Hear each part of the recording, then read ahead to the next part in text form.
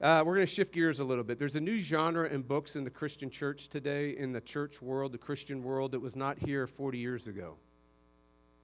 A new set of genre has entered into the Christian dialogue in the church world that if you were to go 40 years back, because I tried, you can't find a book on it. What is it? Here are some of the titles. Are you ready? Spiritual Abuse Recovery. Tagline: every year dedicated Christian people are leaving churches because of spiritual abuse. Another book, Toxic Churches. Tagline: spiritual abuse devastates its victims perhaps more than any other form of violation. Another book, The Subtle Power of Spiritual Abuse. Tagline: recognizing and escaping spiritual manipulation and false spiritual authority within the church. The National Association of Christian Recovery says spiritual abuse comes in many forms. First, they say, all abuse is ultimately spiritual abuse because all abuse ultimately hits the spiritual self. For instance, if a child, any form of child abuse is a form of spiritual abuse because it's damaging and hurting the emerging spiritual self of the child. Second, spiritual abuse takes place in a spiritual place, like with a pastor, a church, a religious organization, a ministry. For example, sexual abuse in a spiritual place is not only sexual abuse, but it's spiritual abuse on top of the sexual abuse because it's in a spiritual place. Third, spiritual abuse is twisting the Bible to hurt others, taking passages, taking teaching, taking texts, and twisting it, and actually harming and hurting people. I mean, for instance, battered wives being told to submit to their husbands.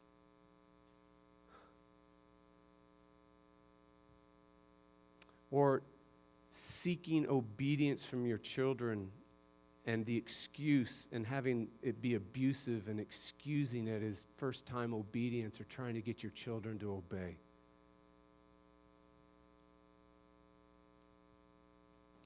Fourth, spiritual abuse is congregations or factions in the congregation abusing their pastors. Well, this one surprised me. And leaders. So in other words, there are power plays, there's grasping for control, there's divisive people and dividing people in the church. In other words, they say unkind and untrue things about the spiritual leaders. Paul would say it's biting and devouring, it's gossip and it's slander, right? And then this other one was pretty interesting, lack of compensation. We get compensated really well, so that's not anything, I have no complaints. Although I would like more. I mean, I certainly would want more, wouldn't you? Okay, fifth, spiritual abuse is coercive spirituality. The most obvious is controlling cults. But the less obvious, the more subversive is compulsive religious practices. In other words, making people do religious practices. And I'm just asking the question, I'm not saying it is. But I just wonder, is mandatory chapel service coercive spiritual practice? Just asking. Six, spiritual abuse is self-serving spirituality. In other words, you invoke divine authority to manipulate people. You invoke divine authority for your own selfish ends. The article goes on to say, quote, using someone else's spiritual life to meet my spiritual needs is uncomfortably analogous to someone who uses another person's sexuality to meet their own needs. The latter is sexual abuse, the former is spiritual abuse. 7, spiritual abuse is speaking for God when he hasn't spoken. Let's just say there's a spiritual leader named Samantha. And Samantha has the Bible, but adds a book to it called the Book of Samantha. And Samantha says, thus saith Samantha, as if thus saith the Lord. That's spiritual abuse. In fact, every cult has started that way. If you go to the burned out district in the upper state of New York, an evangelist went through there, and his ministry was so shallow and his ministry was so shocking that it created such a spiritual unrest that all the cults that we mostly know about today originated there. But it happened with that kind of reality. There were folks speaking on behalf of God when God hasn't spoken. Folks that have, the apostle of whatever added to the scriptures. Eighth, spiritual abuse is moralism. Self-righteous teachers and self-righteous teaching. The Bible describes it this way: if you're a self-righteous teacher with self-righteous teaching, that you place these unbearable burdens on people, unbearable that they can't even carry them. And then the text goes on to say, but neither can the person laying the burden. They pretend they can, but they can't. They deceive themselves that they actually do it, but they don't. And then there's this one last description about this dynamic, and that is they put this unbearable burden in their person, in their character, and in their teaching, moralism. They lay these burdens on people, and they won't lift a finger to help. They like feeling superior spiritually. They like thinking that these folks are less than them as they struggle, and that they get it, do it, and accomplish it. Okay. Some of you this morning that are here have been sexually abused. And it's moved into spiritual abuse. And for you, God is all mixed up. You struggle with who He is. You struggle with where He is. You struggle if He is. And so when you try to deal with God and you try to deal with the church and you try to deal with Christians, it's like adding pain on top of pain for you. Some of you were once a pastor or on staff at a church or a missionary or a spiritual leader or led a Bible study or whatever it is. And you have been hurt deeply by the church. In fact, when you pulled in here this morning into the parking lot, you had to take some deep breaths because it almost like it triggers trauma for you. And those of you that it was a longer while ago maybe and have children,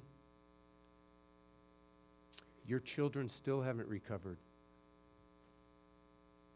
They want nothing to do with God, and they want nothing to do with the church.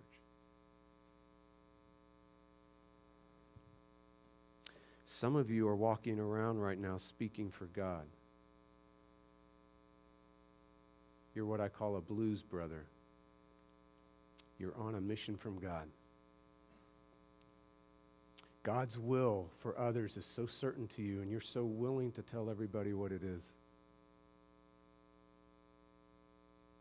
I tell the officers when, we're going to vote for these guys, when they come in, I tell anyone coming in the initial training, I say, listen, if you are a blues brother, if you're on a mission from God, this is not the place for you. Leadership in this church is not individuals on missions from God. Leadership in this church is a team, not special individuals that get special words from God, but a team of people trusting God to work amidst the team and move the team for the betterment of the gospel here and beyond. Some of you came out of a coercive cult, or you had a Bible teacher or a therapist or a counselor or a small group leader twist the Bible in some way to control you. And you feel so angry.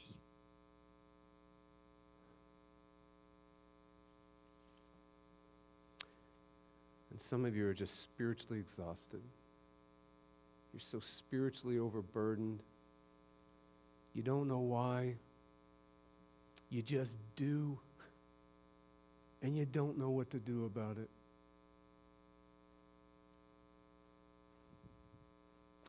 I want to welcome you to the world of John 10, a world of spiritual abuse.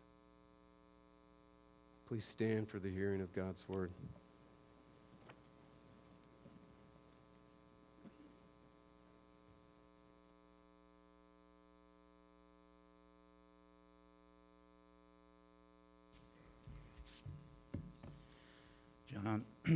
John chapter 10, verses 1 through 21.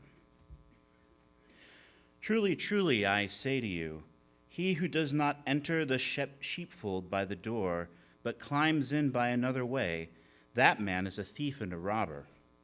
But he who enters by the door is the shepherd of the sheep. To him the gatekeeper opens. The sheep hear his voice, and he calls his own sheep by name and leads them out. When he has brought out all his own, he goes before them, and the sheep follow him, for they know his voice. A stranger they will not follow, but they will flee from him, for they do not know the voice of strangers. This figure of speech Jesus used with them, but they did not understand what he was saying to them. So Jesus again said to them, Truly, truly, I say to you, I am the door of the sheep. All who came before me are thieves and robbers, but the sheep did not listen to them. I am the door. If anyone enters by me, he will be saved and will go in and out and find pasture. The thief comes only to steal and kill and destroy. I came that they may have life and have it abundantly. I am the good shepherd. The good shepherd lays down his life for the sheep. He who is a hired hand and not a shepherd, who does not own the sheep, sees the wolf coming and leaves the sheep and flees, and the wolf snatches them and scatters them. He flees because he is a hired hand and cares nothing for the sheep. I am the good shepherd. I know my own, and my own know me, just as the Father knows me, and I know the Father. And I lay down my life for the sheep. And I have other sheep that are not of this fold. I must bring them also, and they will listen to my voice. So there will be one flock, one shepherd. For this reason the Father loves me, because I laid down my life that I may take it up again. No one takes it from me, but I lay it down of my own accord. I have authority to lay it down, and I have authority to take it up again. This charge I have received from my Father.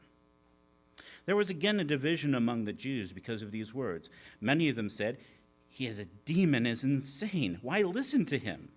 Others said, These are not the words of one who is oppressed by a demon. Can a demon open the eyes of the blind? This is the word of the Lord.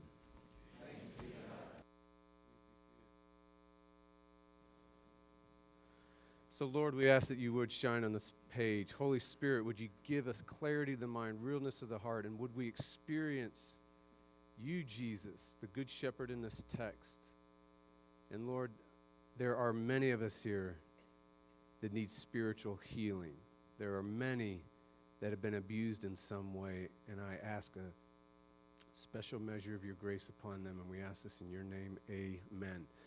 Okay, so in John 9, a blind man is healed by Jesus, spiritually healed, physically healed, but the religious leaders spiritually abuse him. I want you to look at verse 26. And they reviled him. This is the man born blind, saying, You are his disciple, but we are disciples of Moses. And that has implications in this context for disciples of the law, disciples of rules, the disciples of oughts and shoulds and coulds and commands and exhortations and that kind of reality, something that we're not going to explore right now, but it's indirectly behind here. You are his disciple, but we're disciples of Moses. We don't know where he comes from, Jesus, meaning where Jesus comes from. And the blind man basically says, Are you kidding me? No one in the history of the world has ever healed a man born blind. No one in the history of the world has ever lit up the darkness like him. And you don't know where he comes from? I mean, I love this guy. He has so much grit. He has such a gutsy grace about him. He's talking to all the religious leaders. But the spiritual abuse continues. Look at verse 34. They answered him, You were born in utter sin, meaning you sinner, unlike us. you're the worst kind of sinner. In fact, you're the kind of sinner that is in a worse place. You're lost. You're hopeless. You're so much worse than other sinners. And you would teach us, they ask? Meaning, we speak from God. We have authority of God. We're his divine agents. We're more biblical.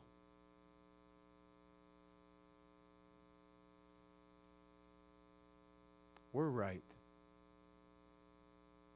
Who are you to teach us? We're spiritually superior to you because you're a sinner and we're not. You're a bad guy and we're a good guy. And they cast him out. They cast him out of the church. They cast him out of Israel. They cast him out of the people of God. They've cast him out of the presence of God, so they think. This is why Jesus interacts the way he does in John 10. This is why Jesus says in John 10, 1 through 2, truly, truly, I say to you, he who does not enter the sheepfold by the door, but climbs in by another way, that man is a thief and a robber. But he who enters by the door is the shepherd of the sheep. In other words, we can either be a spiritual abuser, a thief and a robber, or a spiritual healer. Someone who participates in the healing ministry of Jesus on earth.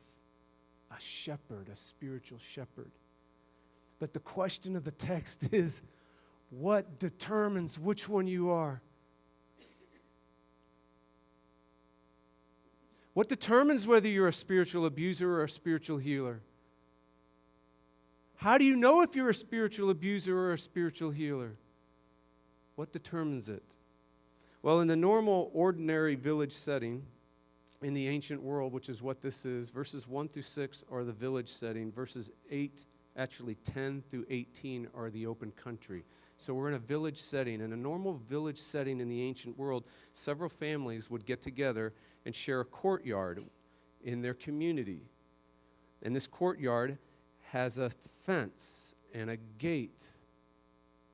And they would all put their sheep in there at night. And then they would rotate every night and take a representative of each family, and one person from the family would go and be the gatekeeper. And so the only legitimate way to get to the sheep would be through the gatekeeper. So now it's night. And there's a shadow creeping around in the darkness.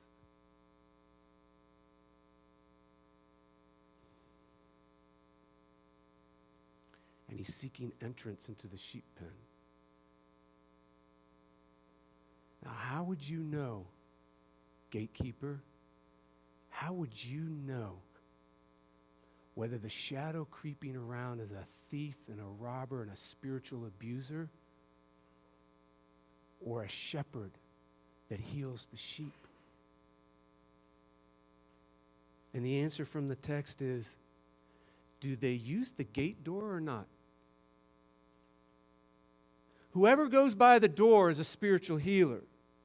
Whoever doesn't go by the door but tries to climb in another way, he's a spiritual abuser. This is so breathtaking, y'all, because this is so clear and so simple. We make Christianity so complicated. If you're concerned with rules and laws, that is endless and it's so complicated. And depending upon your preferences and depending upon the group that you're with, your laws and your rules and your way of doing things is going to be different from somebody else's.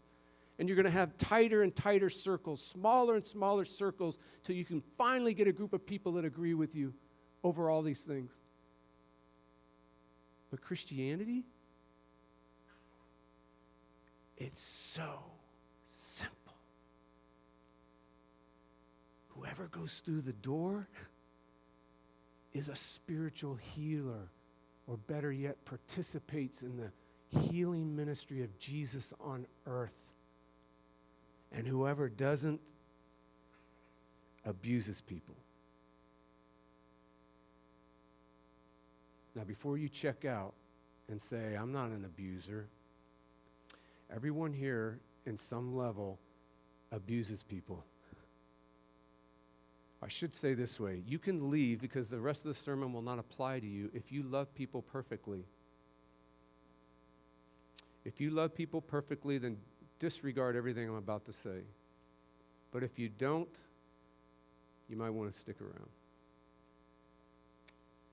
Spiritual leaders, pastors, elders, deacons, missionaries, Bible study leaders, small group leaders, accountability group leaders, Sunday school teachers, counselors, you get the point. Anyone that's trying to minister someone spiritually, anyone that's trying to serve someone spiritually, anyone that's trying to disciple someone spiritually, anyone that's trying to reach and help someone spiritually, if you don't use the door, you abuse them.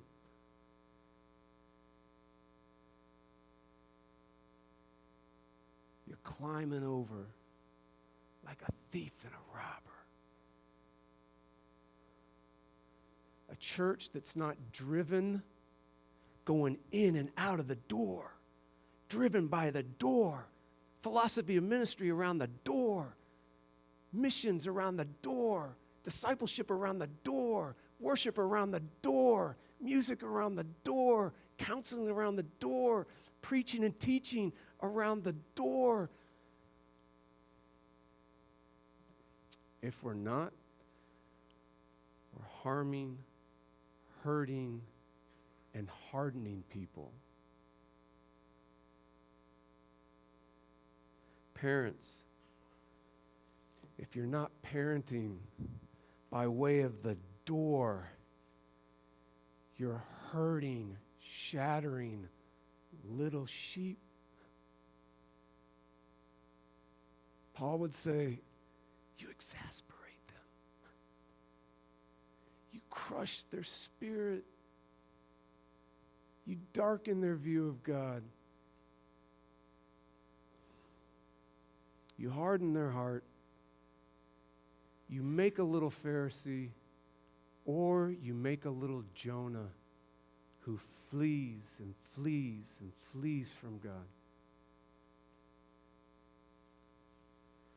Now, if entering the sheepfold, if trying to help someone spiritually or just trying to serve them, disciple them, everything that goes on in the ministry of the church, or anything that involves any kind of spiritual input and work in somebody's life, if entering the sheepfold by way of the door or not by way of the door makes you a spiritual healer or a spiritual abuser, the question is, then what is the door?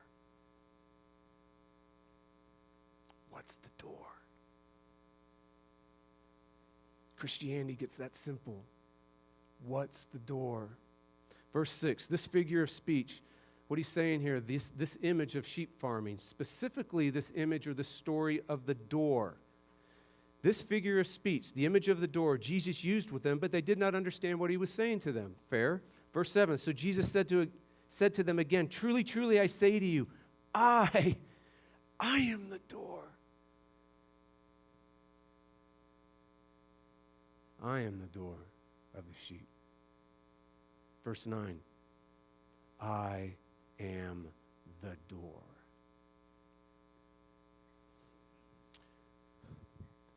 Jesus is the door. Jesus is everything. Jesus, going in and going out through Jesus is the only way you're going to spiritually heal somebody. The only way you're going to participate in the healing ministry of Jesus on this planet. If we don't go through Jesus, if we don't go through that door, if everything's not about that, we spiritually abuse people. This means that your spiritual leadership must be driven by Jesus to truly help people. If not, you will abuse them. This means that the church must be driven by Jesus. Driven by Jesus. Jesus-driven church to reach and renew as many people as possible. If not, we're only harassing them, we're only harming them, and we're only hurting them, and we're only hardening them. This means preaching and teaching must be driven by Jesus preaching and teaching. It must speak people back to life again. If it doesn't, it will bury them. Or Paul says it will bloat them. It will bloat you. If preaching and teaching isn't driven by Jesus, it will bury you or bloat you, meaning it will just puff you full of yourself.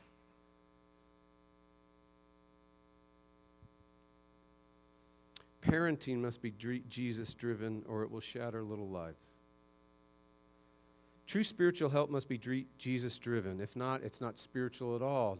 That's going to come into this picture. What it ends up being, remember the contrast between spirit and flesh? If it's not Jesus-driven, if it's not the door-driven, it's not spiritual, it's actually fleshly. And then look what he says about this. In verse 9, it cannot save you. This kind of teaching, this kind of ministry, this kind of help is spiritually powerless. If it's of the flesh, it's spiritually powerless. It has no life in it. It actually cannot save you from transcendent doom. So there's a transcendent doom, but this kind of ministry, this kind of helping people, this kind of teaching, this kind of spiritual help cannot reach into transcendent doom and rescue somebody. And it can't reach into transcendent doom that's all over them and start healing them and putting them back together again. It just can't do it. In fact, it actually, what he says in verse 10, it actually participates in transcendent doom. It steals, kills, and destroys people. So there's a transcendent doom, and your ministry is either participating in the transcendent doom, stealing, killing, destroying, abusing, or the ministry is rescuing people from it. There's only one ministry that can rescue people from it, and there's one ministry that participates in it. If you don't go through the door, you participate in a ministry of doom. If you go through the door, you're a healer. You get to participate in the healing ministry of Jesus on the planet. What a call. I want to shift gears just a little bit. I want to shift gears to those of you that have been spiritually abused, those of you that have been abused, period. What hope do you have?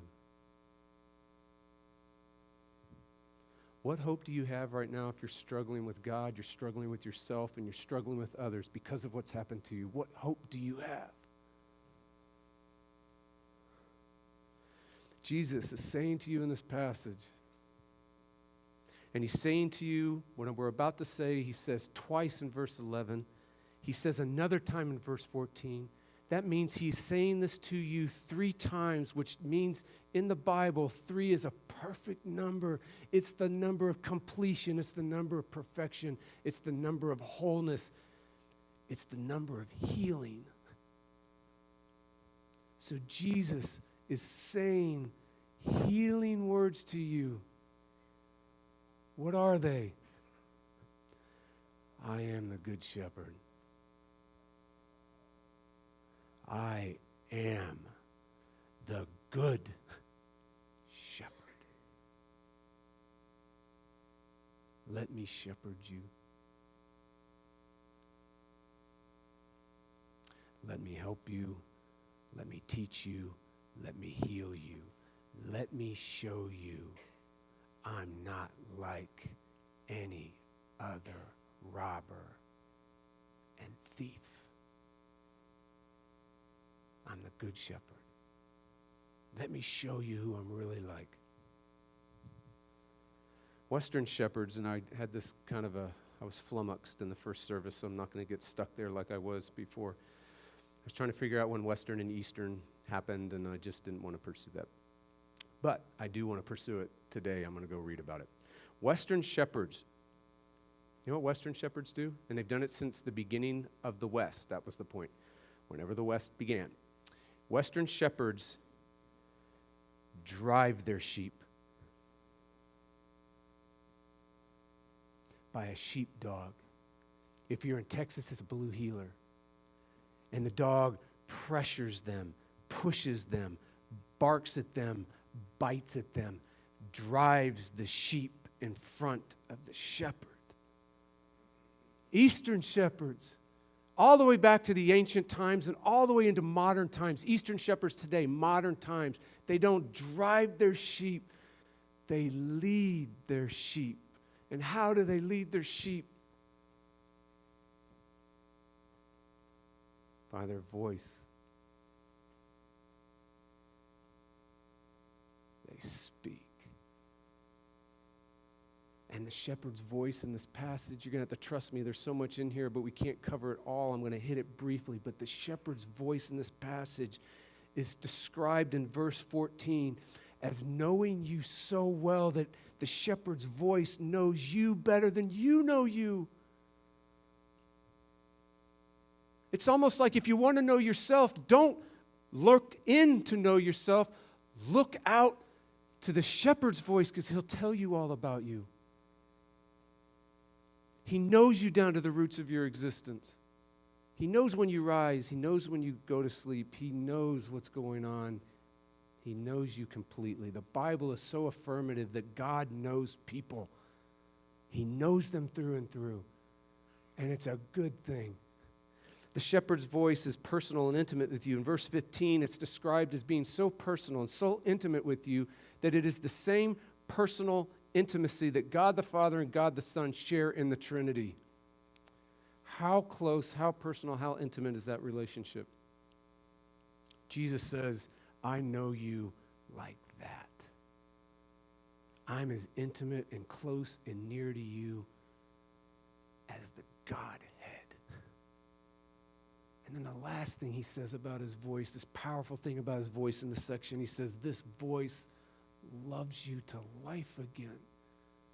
Because this voice is so loving and it's so powerful and it loves you to life again because it's the same exact love that God the Father and God the Son share with each other.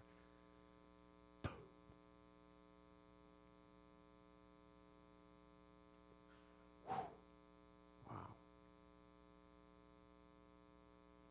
And Jesus says, I am the good shepherd.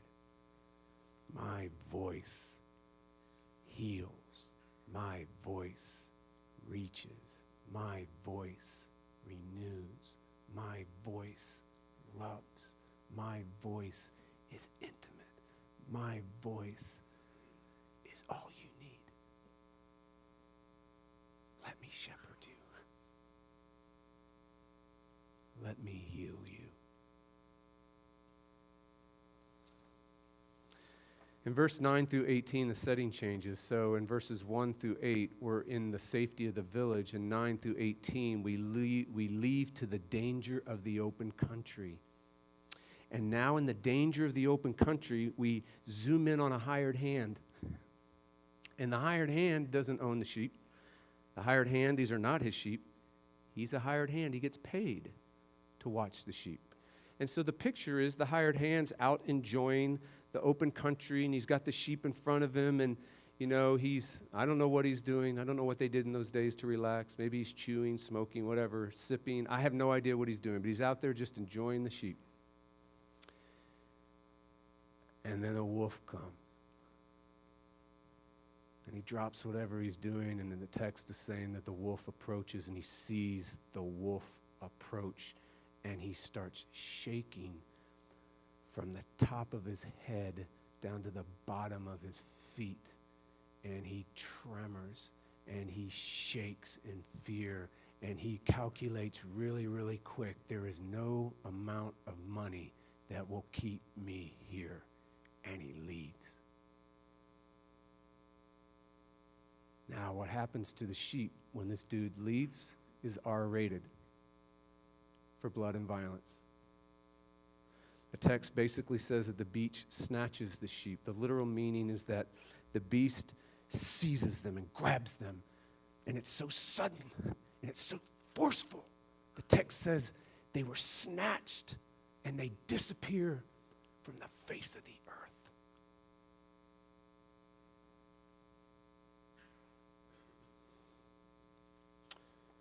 And Jesus says,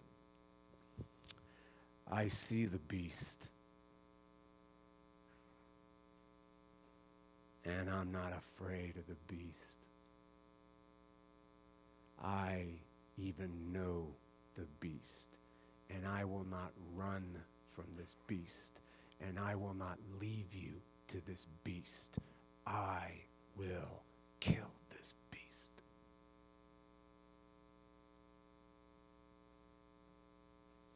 This section of Scripture is so breathtaking because in verse 11, the Good Shepherd says, I am the Good Shepherd. The Good Shepherd lays down his life for the sheep. The laying down his life is so shocking. It's so stunning because this phrase, laying down his life, is how the shepherd kills the beast. His death is your life. Your life is his death.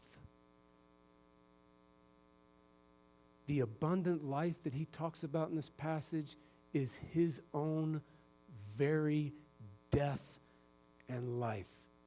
And it's even more remarkable because he goes on to say that Jesus says, no one takes my life from me. So this laying down his life is even described in a more powerful, more unbelievable way. He says, look, no one takes my life from me. I lay it down on my own. I have the power to lay it down, and I have the power to lift it up. In other words, what he says, I know the wolf, and I know the beast, and I control him. I have all the power over him. And the only reason what I'm doing, what I'm about to do, is not because that thing's more powerful. What I'm about to do is because I love you. What I'm about to do is because I do so willingly. I submit to it. I get seized, and I get snatched, and I get obliterated from the face of the planet. So you won't be. So you get abundant life. So you have a good shepherd.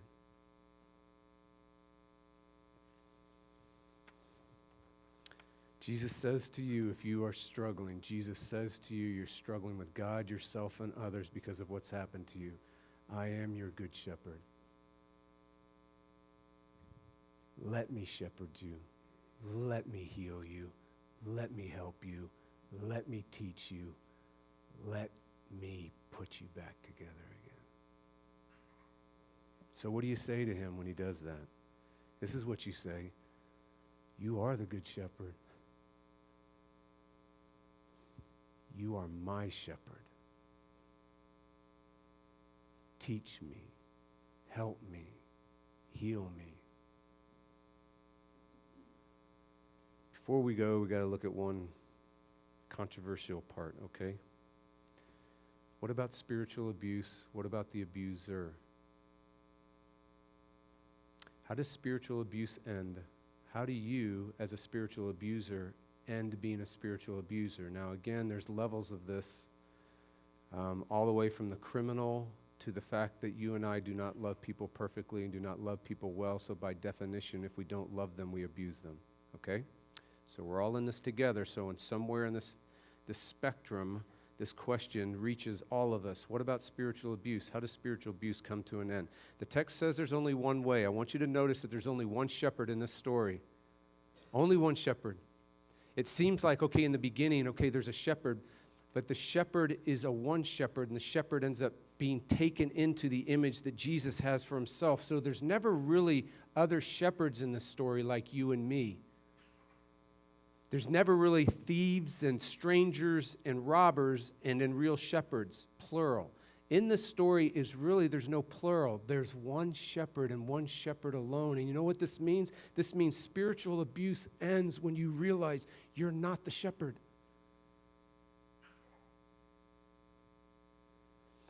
Spiritual abuse ends when the person realizes he's one of the sheep.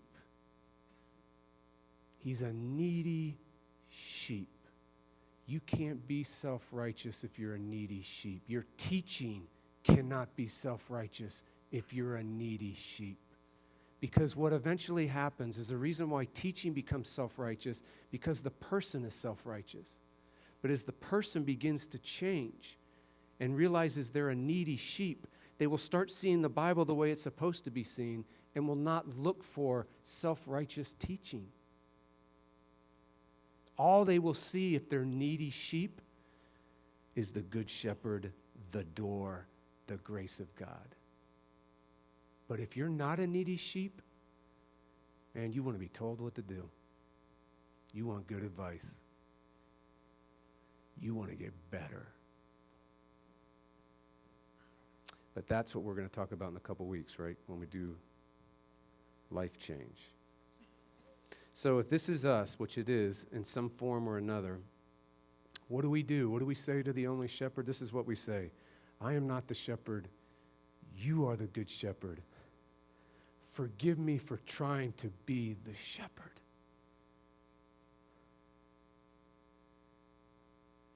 Help me, teach me, heal me.